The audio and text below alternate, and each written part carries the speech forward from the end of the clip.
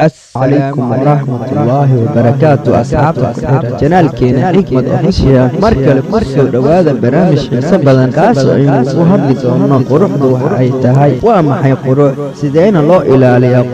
quruxdu waa nimco qaali ah oo Ilaahay siiyay dadka nimcadaasi waxay u baahan tahay ilaalin hadaba ma ahan quruxda in loo maleeyo sida maanta dadka lunsan ay u fahansan yihiin samankan waxaad arkaysaa qof wata dhar jeexan waxa lagu leeyahay waa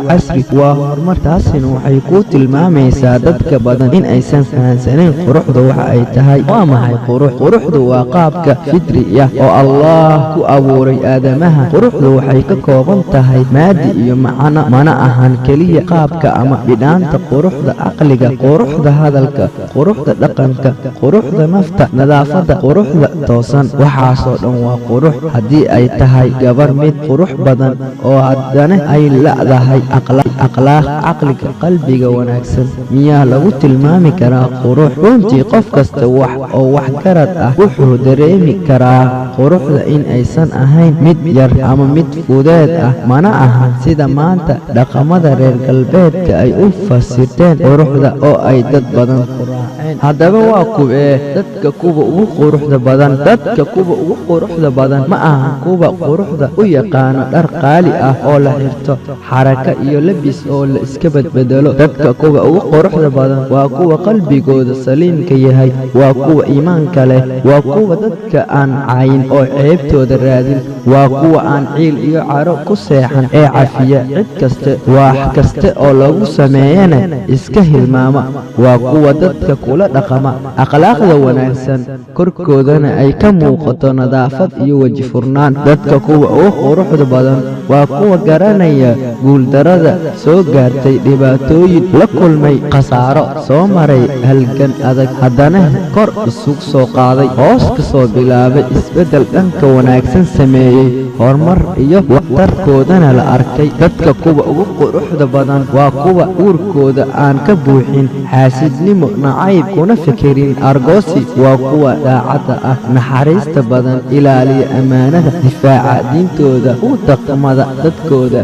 danta guudna ka shaqeeya dadka kuwa ugu qurux badan waxa ay leeyihiin qanaaco gudaha ah dulqaad badan iyo faham nolosha ah taasoo ka buuxinaysa dareen jacayl daryeel dabacsanaan iyo damiir nool iyo deganaan dadkani ma aha kuwa quruxda u yaqaano in banaanka laga soo iibsado wejiga iyo jirkooda ka horane u dhammaato dadkani waa kuwa quruxda u yaqaan in ay gudahakooda ka soo bilaabato kadibna ay banaanka u soo gudbiyaan quruxda haddaan fahnay waxaa la rabaa in aynu fahno sida loo ilaaliyo quruxda waxaa lagu ilaaliyaa in la fahmo jidka toosan akhlaaqda wanaagsan nadaafada suuban qofka waxyaabahan ka taga oo ka leexda wadada toosan lama dhihi karo qurux buu leeyahay waayo jidka uu marayo ayaa ah jid qaloocan tusaale ahaan waxaad arkaysaa gabar ama wiil oo surwaal jeynis si xun u jeexan xiran wuxuuna u haystaa inuu horumar gaaray marka quruxda ma ahan dadka waxa ay ku qeexayaan rabitaankooda ama hawadooda ee waa wax sugan oo la og yahay qof kasta wuxuu raadinayaa